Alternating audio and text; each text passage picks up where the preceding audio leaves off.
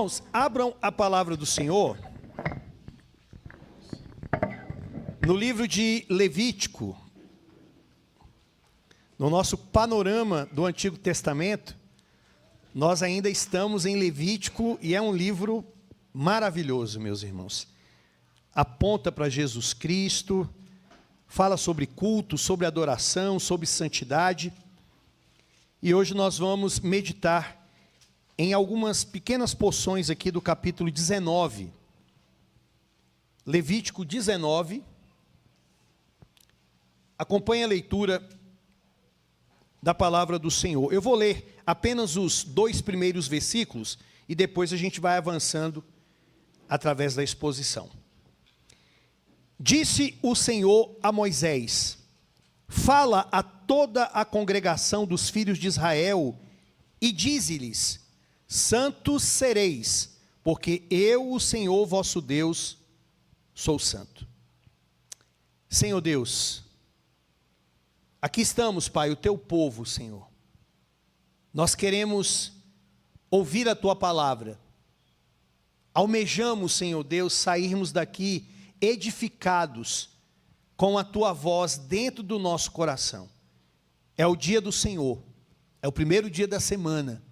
Amanhã, Senhor Deus, teremos muitas coisas por fazer, se o Senhor assim permitir. Mas alimente-nos primeiro, Deus amado.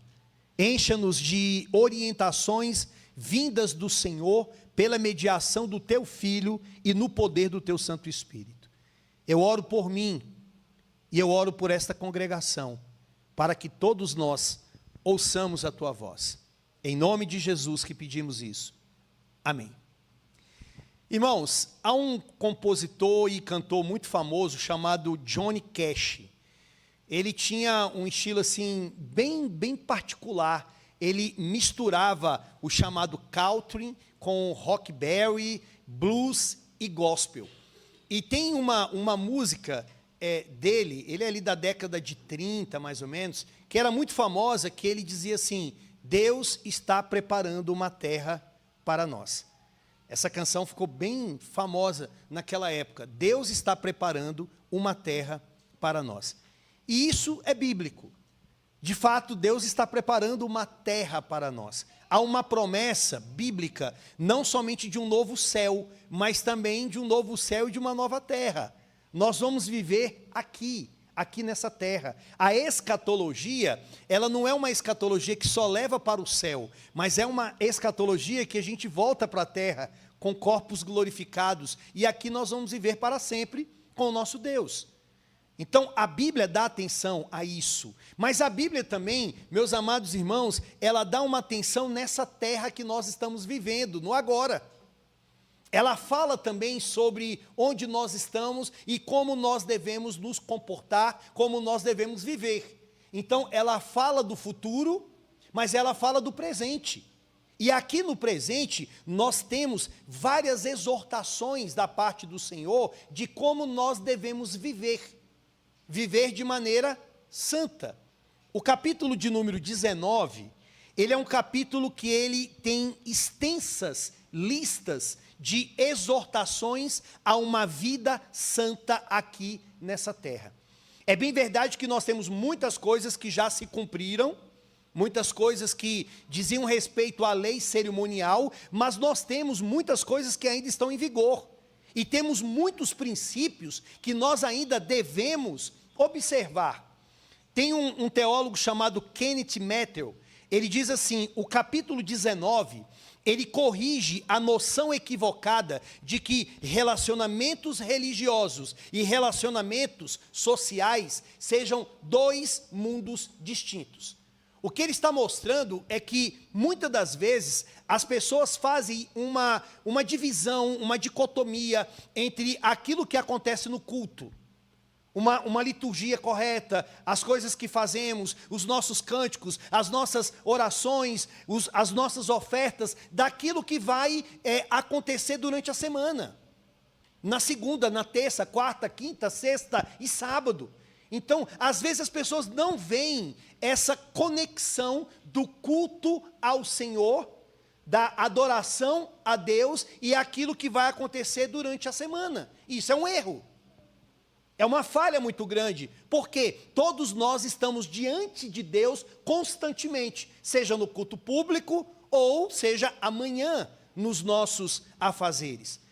A Bíblia, meus amados irmãos, ela apresenta uma ortodoxia, que quer dizer uma doutrina correta. Mas a Bíblia também fala de uma ortopraxia, de uma prática correta. A Bíblia fala da nossa justificação, que é o nosso novo status diante de Deus, quem somos a partir do momento da nossa união com Cristo. Mas a Bíblia também fala da nossa santificação. Se por um lado ela fala que você não precisa fazer nada, porque Cristo já fez tudo, por outro lado, ela fala que você deve fazer algumas coisas, porque você está em Cristo, e pelo poder do Espírito Santo, você deve fazer isso, você deve cumprir algumas coisas.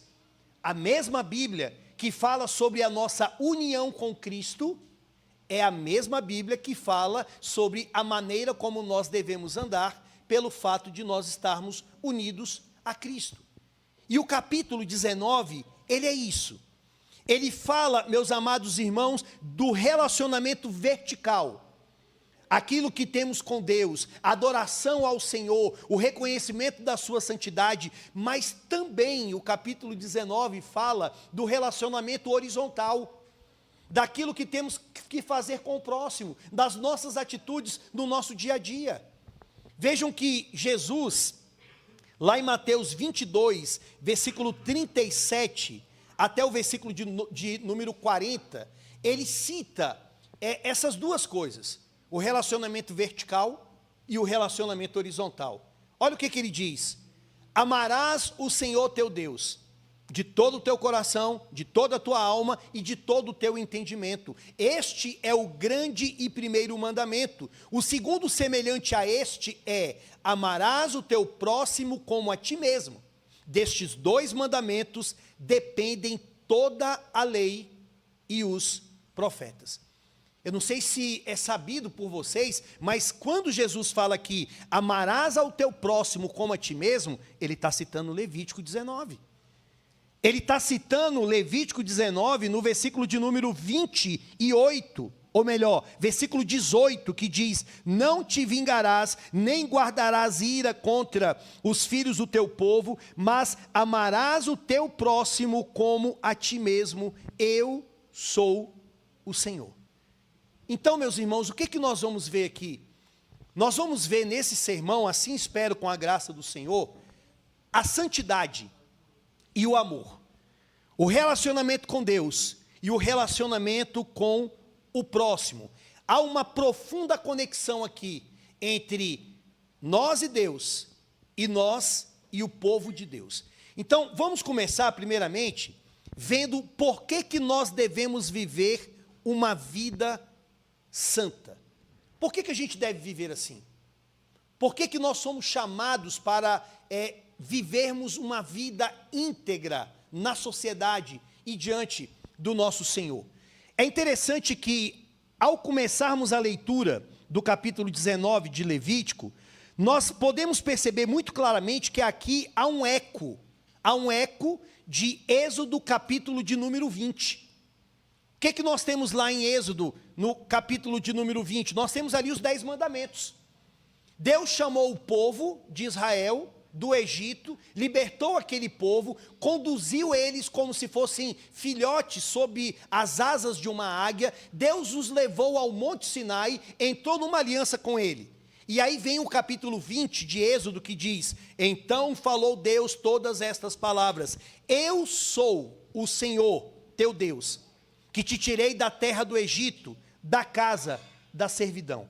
Olha o que Deus falou para eles: eu sou o Senhor, eu sou Yahvé, eu sou o Deus do pacto, o Deus da aliança, o imutável, o infinito. Eu sou o que sou. Mas eu não sou apenas esse Deus transcendente, distante, distinto, mas eu sou o Deus de vocês. Eu sou o Senhor teu Deus. Deus estava chamando a atenção daquele povo para o pacto.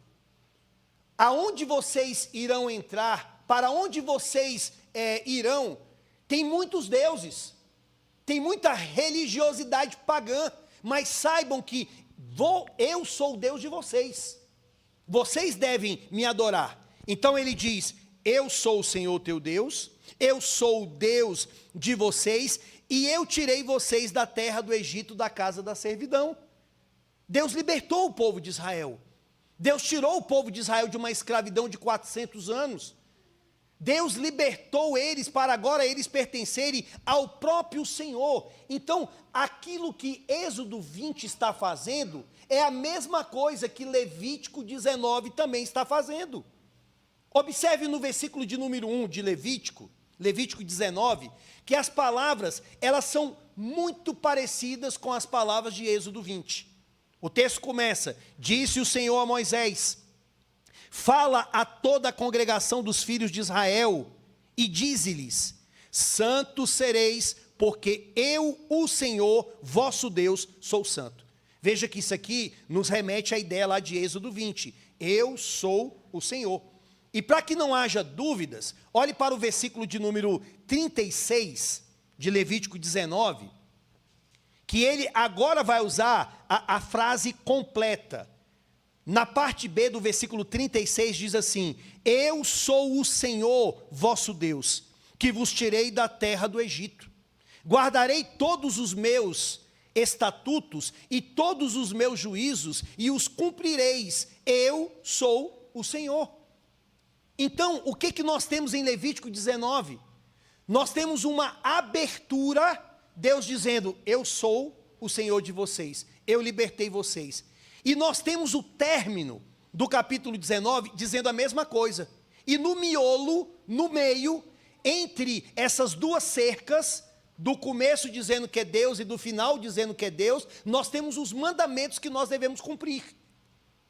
Nós temos as coisas que nós devemos fazer. Ou seja, mostrando para Israel e mostrando para nós que somos o Israel de Deus, que as bases para nós vivermos uma vida santa são as bases de que Deus é Senhor, Deus é o nosso Senhor e Deus nos libertou. Por isso, façam isso. Por isso, cumpram estas coisas. É isso que Levítico capítulo 19 vai nos mostrar. Por que devemos viver uma vida santa? Porque pertencemos a Deus. Por que devemos viver uma vida santa? Porque entramos em uma aliança com Deus. Por que adoramos o Senhor no dia do Senhor? Porque Ele é o nosso Deus e nos convoca para nós realizarmos isso. Vocês estão entendendo que tudo o que vai ser mostrado aqui, meus irmãos, e são muitas coisas, são muitos mandamentos, começa dizendo: eu sou o Senhor, termina dizendo: eu sou o Senhor. Nós podemos colocar com uma expressão latina, coram Deo. Poderíamos dizer assim: começa com diante de Deus, termina com diante de Deus. O que isso tem a ver para nós, ou conosco, no nosso dia a dia? Tem a ver em tudo o que nós fazemos, pensamos. Tem a ver com todas as nossas práticas. Nós não fazemos nada de forma neutra. Nós não fazemos nada de uma forma invisível. Nós fazemos tudo o que fazemos diante de Deus. Sejam coisas boas ou sejam coisas ruins. Sejam pensamentos bons ou pensamentos obscenos. Sejam atitudes que glorifiquem a Deus ou atitudes que trazem tristeza a Deus. Tudo o que nós fazemos, nós estamos fazendo cercados pela presença do nosso Deus. Ontem, meus amados irmãos, no nosso encontro de casais, eu falei sobre 3 atitudes que muitas das vezes nós podemos ter diante dos conflitos num casamento. 2 corretas. Ou melhor, 2 equivocadas e 1 correta. Você pode ter uma atitude evasiva diante de um conflito, no qual você não responde, você não trata, você só vai deixando o tempo passar e resolver as coisas. Você pode ter uma atitude combativa, que é aquela atitude de vingança, é aquela atitude de destratar, é aquela atitude de ferir.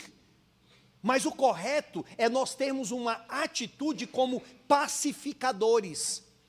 que são aquelas pessoas que vão resolver os seus conflitos, colocando Deus e a palavra do Senhor em primeiro lugar. E pode ser que você pergunte assim, tá, pastor, mas o que isso tem a ver com o sermão de agora? Tudo. Porque o sermão fala sobre santidade. O sermão fala sobre vida prática, mas infelizmente o que muitas das vezes acontece conosco, meus amados irmãos, é que nós fazemos uma desconexão entre o que acontece hoje e o que vai acontecer amanhã.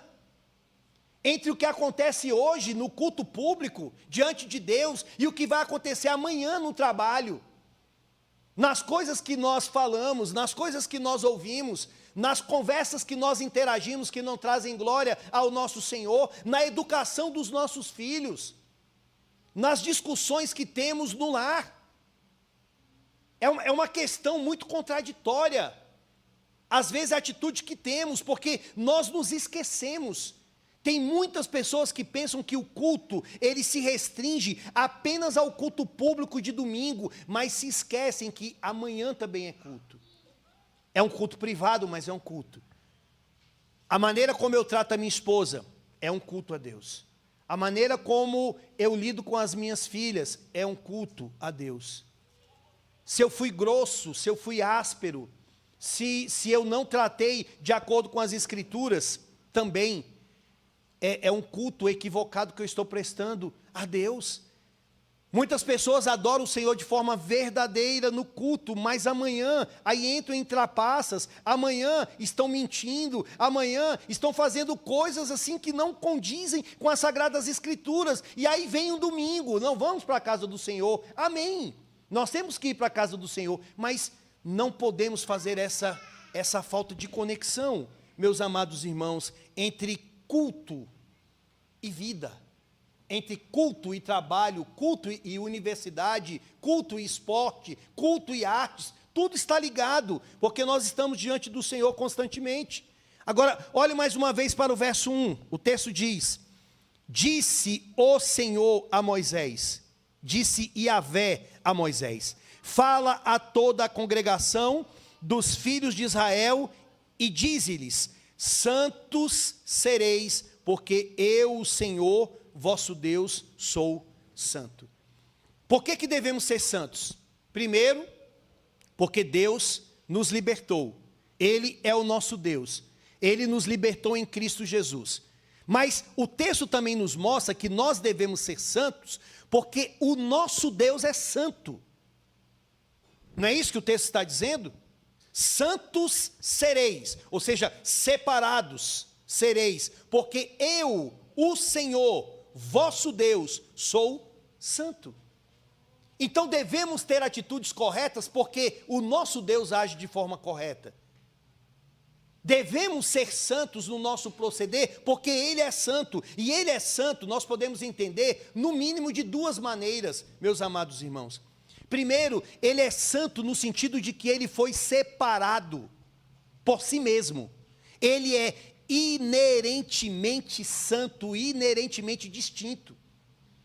Quando nós falamos sobre a santidade de Deus, há uma diferença entre a nossa, porque nós estamos crescendo em santificação.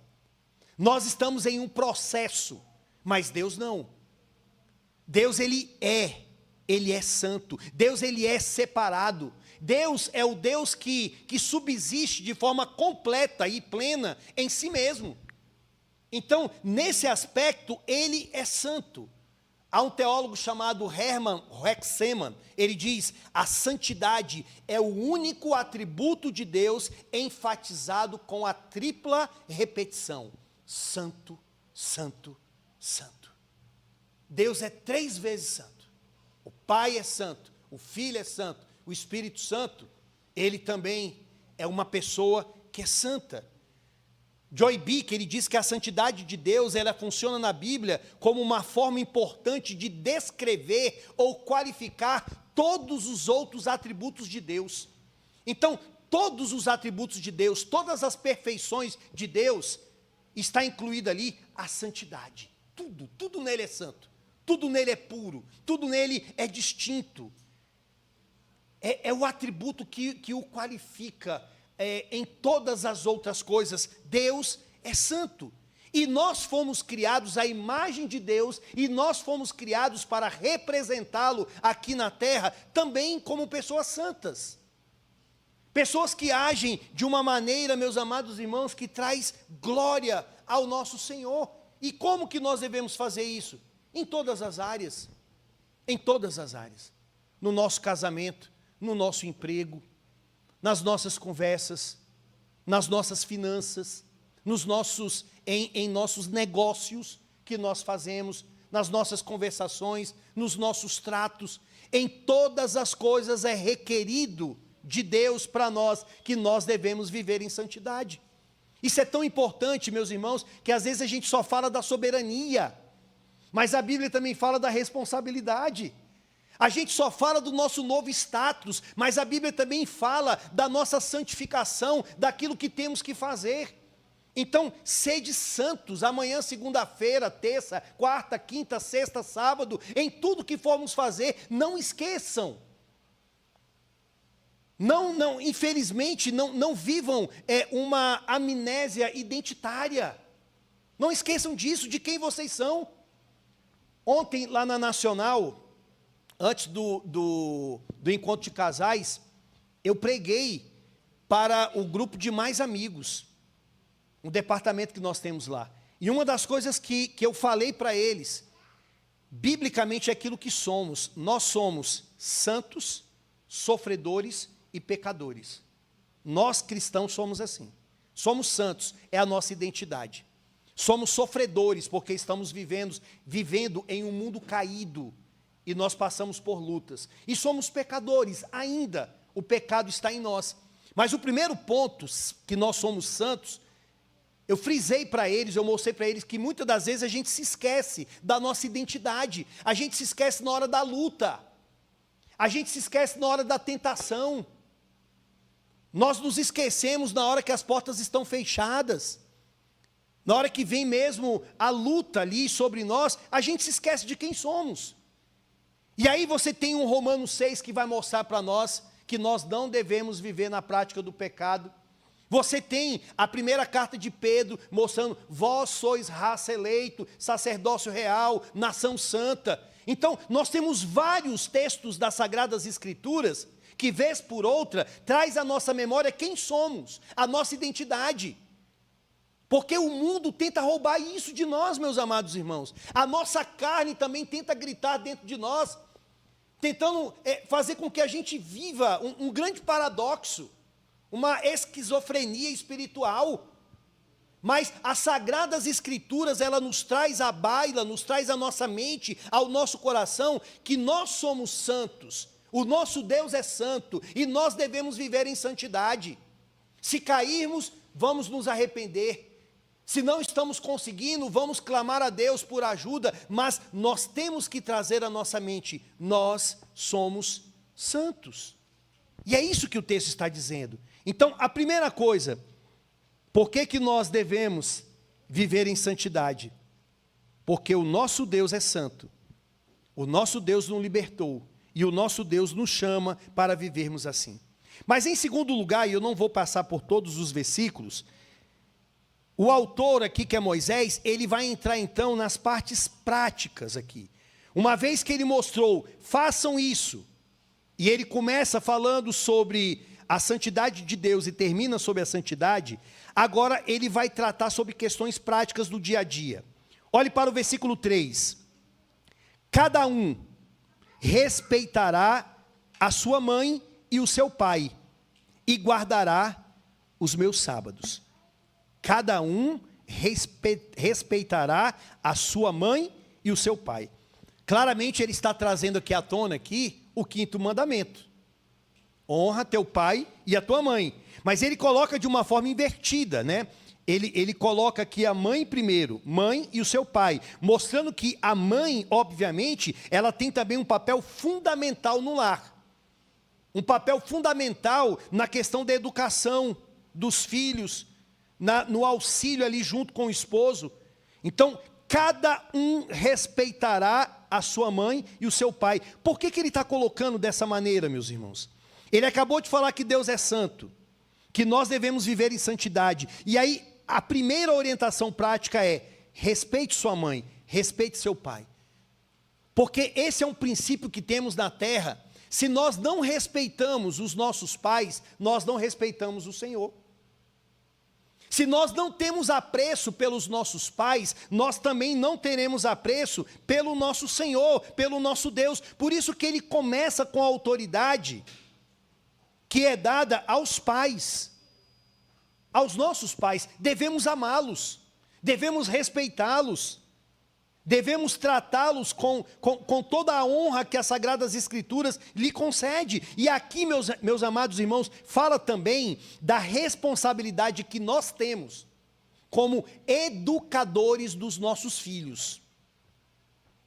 Paira sobre nós uma grande responsabilidade, que é um aspecto da santificação, de como nós estamos orientando os nossos filhos. Tem muitos pais que não se preocupam com isso. Tem muitos pais que acabam delegando a outras pessoas a educação que cabe a nós. De forma primária, ensinarmos os nossos filhos o que é honrar o pai, o que é honrar a mãe, o que é ter respeito pelas autoridades, ter respeito pelos mais velhos.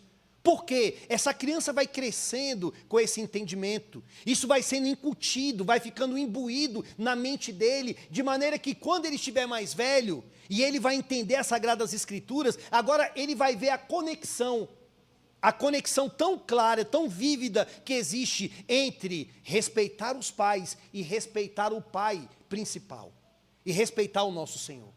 Agora, se não ocorrer esse tipo de educação no lar, infelizmente os filhos não vão honrar a Deus.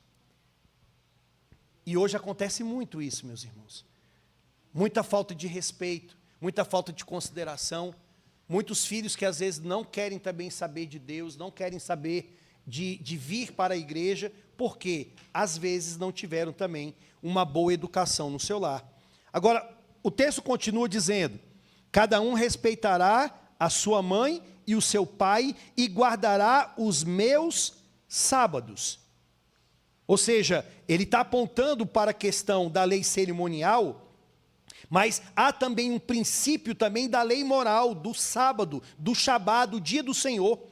Então, se você respeita o seu pai e a sua mãe, porque eles lhe trazem a educação das Sagradas Escrituras, o que você vai fazer consequentemente? Você vai guardar os meus sábados, você vai guardar o dia do Senhor.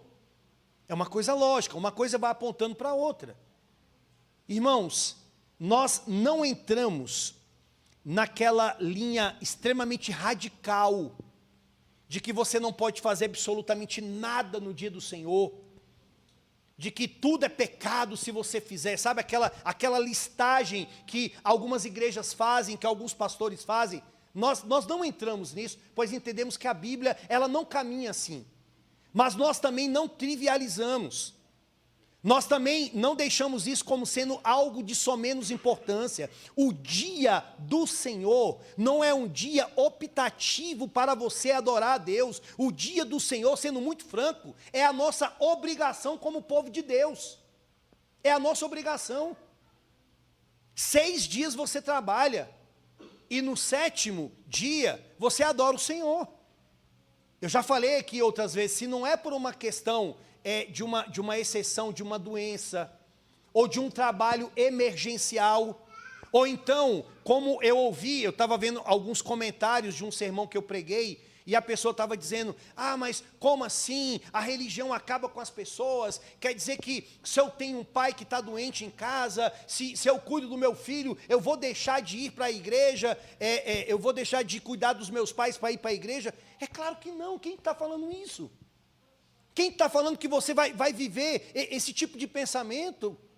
É claro que existem coisas que pela providência de Deus, Deus coloca para nós cuidarmos.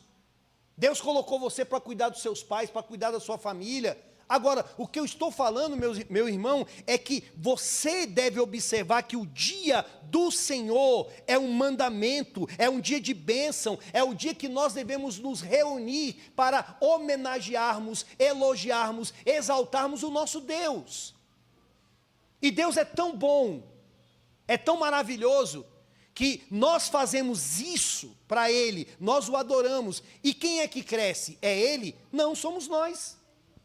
Ele continua o mesmo, bom, verdadeiro, justo, íntegro. Mas quem é que cresce? Nós que crescemos. Nós que amadurecemos. Nós que encontramos aqui o perdão dos nossos pecados, nós que encontramos aqui a direção, a voz de Deus falando conosco. Você entra aqui frio, você sai daqui fortalecido.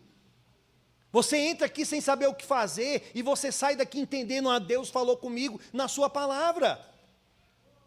Então honre sua mãe e o seu pai, respeite e guarde os meus sábados. Por quê? Olha o finalzinho do versículo 3, eu sou o Senhor vosso Deus.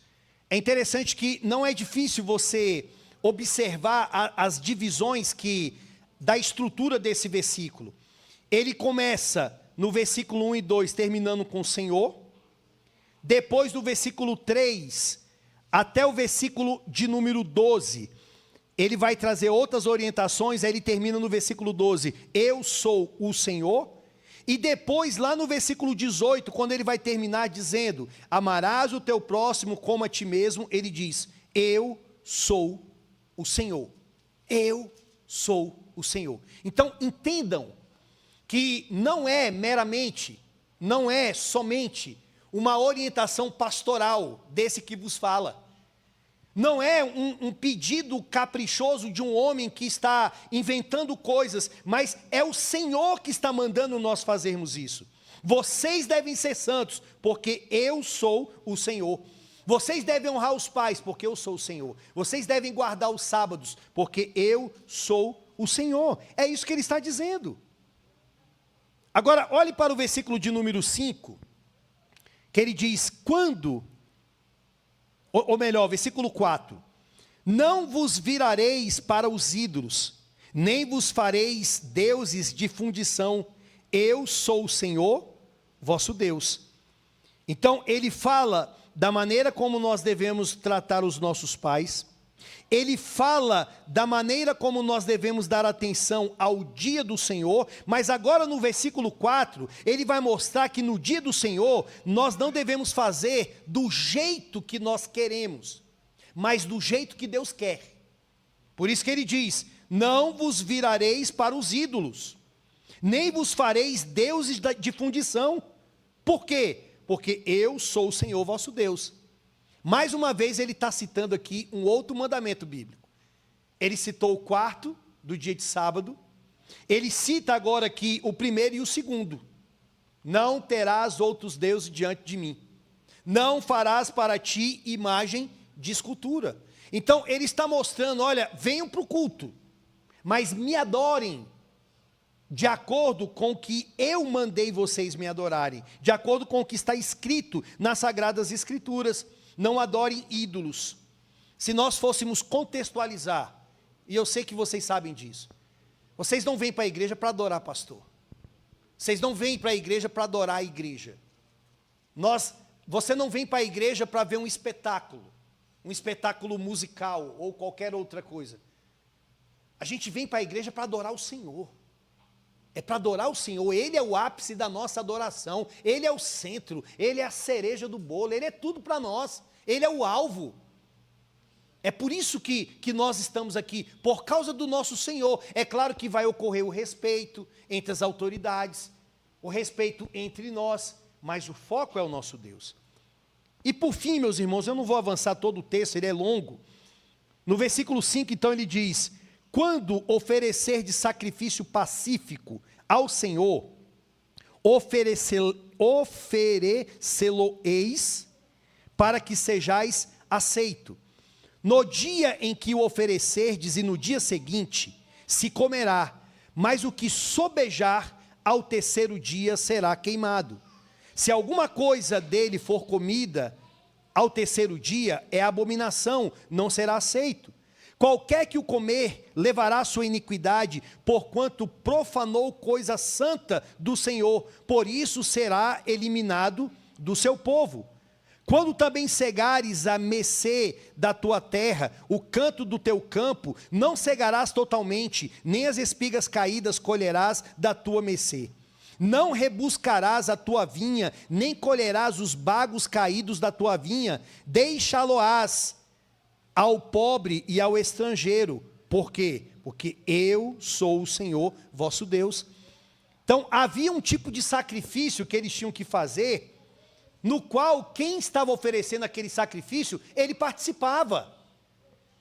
Ele tinha ali uma paz com Deus por poder participar daquele momento. Ele tirava a parte da gordura principal e oferecia ao Senhor, e o restante ele poderia comer. Mas só que ele tinha que fazer de acordo com o que Deus tinha ordenado, não poderia ser de qualquer jeito. Ao terceiro dia você não vai poder comer, o que sobrar você não vai poder comer. Isso nos dá uma lembrança, sabe do quê, meus amados irmãos? De forma, eu não vou dizer nem tanto velada, mas isso aponta para a própria ceia, que nós vamos até estudar daqui a pouco. Ou seja, nós temos também um momento que nós podemos participar de uma comida, de um banquete.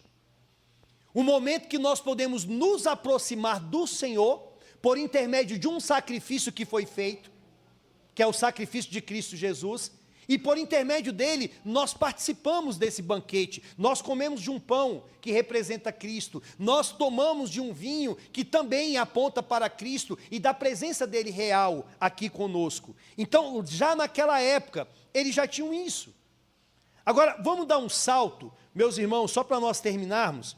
Olhe para o versículo de número 18, que ele vai terminar dizendo assim: não te vingarás, nem guardarás ira contra os filhos do teu povo, mas amarás o teu próximo como a ti mesmo. Eu sou o Senhor. Nesse miolo todo, ele vai falar do versículo 13 em diante, do 11, não furtarás, não farás juramento falso, não oprimirás, não amaldiçoarás, não farás injustiça, não andarás como um mexeriqueiro, não aborrecerás teu irmão no teu íntimo, não te vingarás, e aí ele diz, amarás ao teu próximo como a ti mesmo. Então, as mesmas orientações que nós temos no Novo Testamento, de um relacionamento vertical e de um relacionamento horizontal, nós temos também aqui no Antigo Testamento. Antigo e Novo Testamento falam a mesma coisa. Para terminar, meus amados irmãos, o que nós podemos aprender disso aqui? Santidade é algo essencial à vida do povo de Deus. Não podemos nos esquecer da nossa identidade. Não podemos nos esquecer de que estamos unidos ao Senhor. Não podemos nos esquecer que em Cristo Jesus, Ele nos libertou, não de um jugo físico, não de uma escravidão em um país, em um local, mas de uma escravidão moral. Jesus Cristo nos libertou, pelo seu sangue somos purificados de todo o pecado. Mas nós também, meus amados irmãos, não podemos esquecer que uma vez que Ele fez isso por nós, agora nós devemos andar em novidade de vida. É isso que o Senhor requer de nós. Foi isso que nós lemos, e eu peço vocês que abram, por favor, a primeira carta de Pedro. Primeira carta de Pedro, capítulo de número 1.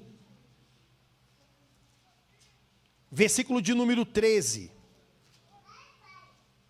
Primeira carta de Pedro, capítulo 1, versículo de número 13. Certamente Pedro, ele tinha como pano de fundo aqui o Antigo Testamento. A Bíblia de Pedro, a biblioteca de Pedro, era o Antigo Testamento, era Levítico, era Deuteronômio. Olha o que ele diz: por isso, cingindo o vosso entendimento, sede sóbrios e esperai inteiramente na graça que vos está sendo trazida na revelação de Jesus Cristo. Quer dizer, ele vai voltar, aguardem isso. Como filhos da obediência, não vos amoldeis às paixões que tinhais anteriormente na vossa ignorância. Pelo contrário, segundo é santo aquele que vos chamou, tornai-vos santos também vós mesmos, em todo o vosso procedimento. Porque escrito está, sede santos, porque eu sou santo. Olha o que ele faz, ele fala da promessa, o Senhor vai voltar. O Senhor vai voltar para nos buscar. Nós vamos estar para sempre com Ele. Lembram daquela canção que eu falei no comecinho? Deus está preparando uma terra para nós. Deus está preparando. Ele vai voltar e nós vamos viver em uma terra restaurada, renovada. Mas até lá, até chegarmos naquele grande dia, Ele diz: como filhos da obediência, não vos amoldeis às paixões que tinhais anteriormente na vossa ignorância. Não vivam como os ébrios, não vivam como os ímpios, não vivam como se vocês não tivessem o Espírito Santo habitando em vós. Então, meus amados irmãos, nos apeguemos mais e mais a Cristo Jesus, para que o nosso comportamento seja um comportamento que traga glória ao nosso Senhor. Eu não estou falando de legalismo. Não é para você buscar o favor de Deus que você deve viver uma vida santa, mas é porque você já tem o favor de Deus em Cristo Jesus, que você deve viver uma vida santa. Amém, meus irmãos?